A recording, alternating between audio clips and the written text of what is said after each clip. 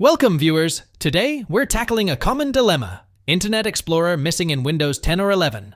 Stay tuned as we guide you step by step on how to bring it back to your system. Let's dive in. Right-click on your desktop, click on New, and then Text Document. Copy the VBS code from the video description and paste it into the new document.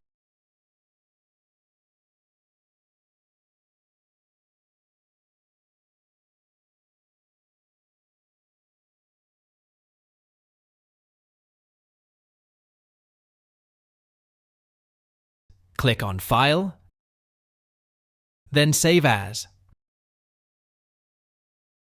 Change the file name to internetexplorer.vbs and save it on your desktop.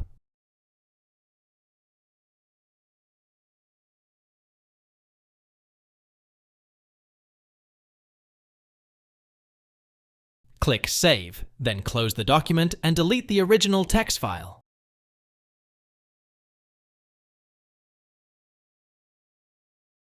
Next, let's create a shortcut. Right-click on the internetexplorer.vbs file. Click on Show More Options. Click on Send To, then Desktop. Create Shortcut.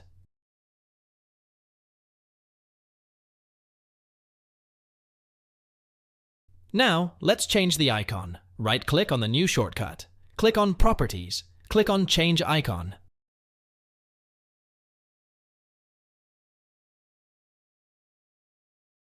Select the Internet Explorer icon.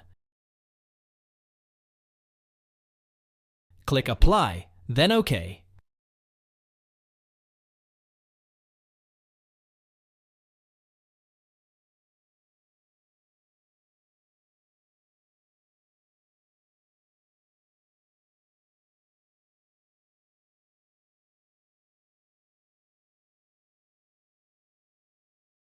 If you found this video helpful, don't forget to like and subscribe for more tech tips. Thanks for watching.